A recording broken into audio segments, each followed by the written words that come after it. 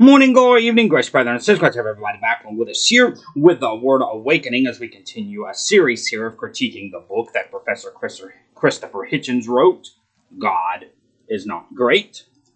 So keeping upon this thought here, we have got into some things like looking at evidence for intelligent design and for young earth creationism, and picking right up there from where we left off last time.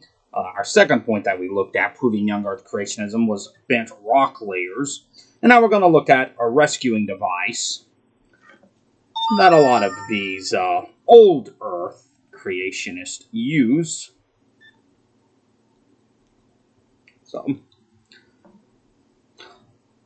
So there certainly is a solution that a lot of old earth advocates are going to suggest. Heat and pressure can make hard rock layers pliable. So they claim this effect must be what happened in the eastern Grand Canyon as the sequence of many layers above pressed down and heated up these rocks. But see, there's a big problem with that. The heat and pressure would have transformed these layers into quartzite, marble, and other metamorphic rocks. Yet Pete sandstone is still sandstone, a sedimentary rock. It's not changed at all. See, but this quandary is even worse for those who deny God's recent creation and the flood. The Tapete sandstone and its equivalents can be traced right across North America and beyond to right across northern Africa, all the way to southern Israel. So indeed, the whole Grand Canyon sedimentary sequence is an integral part of 6 mega sequences that cover North America. Only a global flood catalysis could carry the sediments to deposit thick layers across several continents, one after the other, in rapid succession in one event.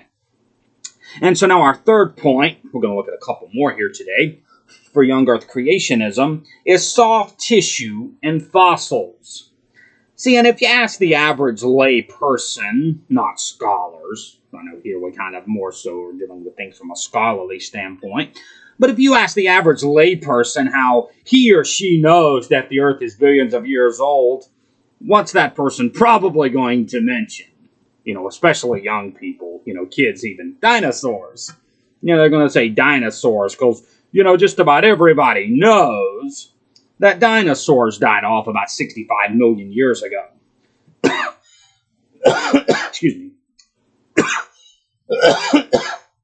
But there have been discoveries that oppose this view of millions of years old. Particularly one by Dr. Mary Schweitzer. And this has given reason for just about everybody, but very committed evolutionists, to question, this assumption of this dinosaurs being millions of years old. Bone slices from the fossilized thigh bone, the femur of a Tyrannosaurus rex found in the Hell Creek Formation of Montana, were studied under the microscope of Dr. Schweitzer. To her amazement, the bone showed what appeared to be blood vessels of the type seen in bone and marrow, and these contain what appeared to be red blood cells with nuclei typical of reptiles and birds, but not mammals. The vessels even appeared to be lined with specialized endothelial cells found in all blood vessels. Amazingly, the bone marrow contained what appeared to be flexible tissue. Initially, some skeptical scientists suggested that bacteria biofilms, which is dead bacteria aggregated in a slime, form what only appear to be blood vessels and bone cells. Recently, Dr. Schweitzer and her co-workers found biochemical evidence for intact fragments of the protein collagen, which is the building block of connective tissue. This is important because collagen is a highly distinctive protein not made by bacteria. Some evolutionists have strongly criticized Dr. Schweitzer's conclusion because they are understandably reluctant to concede the existence of blood cells with nuclei, tissue's elasticity, and intact protein fragments in a dinosaur bone that people suppose are going to be dated 68 million years old. And other evolutionists who find Dr. Schweitzer's evidence too compelling to ignore simply conclude that there is some previously unrecognized form of fossilization that preserves cells and protein fragments over tens of millions of years. But probably needless to say, no evolutionist has publicly considered the possibility that dinosaur fossils are not millions of years old. So an obvious question arises from Dr. Schweitzer's work. Is it even remotely plausible that blood vessels, cells, and protein fragments can exist largely intact over 68 million years, that long of a time?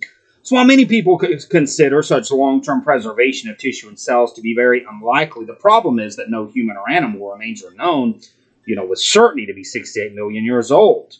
But if creationists are right, young Earth creationists are right, most dinosaurs were buried in the flood 3,000 to 4,000 years ago. So would we expect the preservation of vessel cells and complex molecules of the type that Dr. Schweitzer reports for biological tissues historically known to be 3,000 to 4,000 years old? Of course, the answer to that is simply yes, a resounding yes. Many studies of Egyptian mummies and other humans of this old age, confirmed by historical evidence, show all sorts of detail that Dr. Schweitzer reported in her T-Rex, Tyrannosaurus Rex article there. In addition to Egyptian mummies, the Tyrolean Iceman found in the Alps in 1991, believed to be about 5,000 years old, according to long-age dating, shows such incredible preservation of DNA and other microscopic detail. We can conclude that the preservation of vessel cells and complex molecules in dinosaurs is entirely consistent with the young Earth creationist perspective, but it's highly implausible with the evolutionist perspective about dinosaurs that died off millions of years ago. And so now we're going to get into our fourth point here, our fourth point about young Earth creationism, and that is faint sun paradox, the faint sun paradox. Evidence now suggests astronomers' belief that the sun's power comes from the fusion of hydrogen into helium deep in the sun's core. But there's a huge problem. As the hydrogen fuses, it should change the composition of the sun's core, gradually increasing the sun's temperature. If true, this means that the Earth was colder in the past. In fact, the Earth would have been actually below freezing just 3.5 billion years ago when life supposedly evolved. So the rate of nuclear fusion depends upon the temperature. As the sun's core temperatures increase, the sun's energy output should also increase, causing the sun to brighten over time. Calculations show that the sun would brighten by 25% after 3.5 billion years. This means that an early sun would have been fainter, warming the Earth about 31 degrees Fahrenheit, 17 degrees Celsius less than it does today, and that's below freezing. But evolutionists acknowledge that there's no evidence of this in the geologic record. They even call this problem the faint young sun paradox. While this isn't a problem over many thousands of years, certainly is a problem if the world is billions of years old, as old Earth creationists propose. And so what is the rescuing device that these old Earth creationists give here? Over the years, scientists have proposed several mechanisms to try and explain away this problem.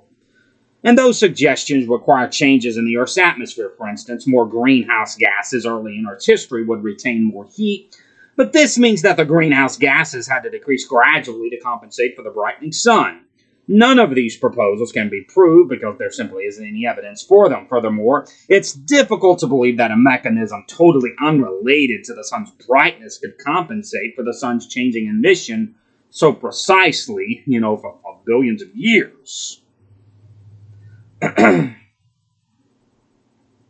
And that's all that we have for today. We'll pick up with our fifth point for young Earth creationism next time, a rapidly decaying magnetic field. And so we look forward to that and progressing here with our young Earth creationism. And thank you so much for being with us here today. Have any questions or comments or anything, our email address is there. Shoot them over to us. And thank you for viewing today, and we'll see you next time. Until then, back in the shadows, flee away. I'm Dr. Cooper, and I love you, and I appreciate you.